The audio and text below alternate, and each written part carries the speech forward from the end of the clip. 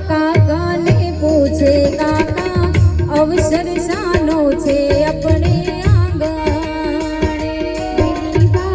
કાકાને પૂછે કાકા અવસર શાનો છે આપણે આંગણે દ્રષ્ટિબેન કાકાને પૂછે કાકા અવસર શાનો છે આપણે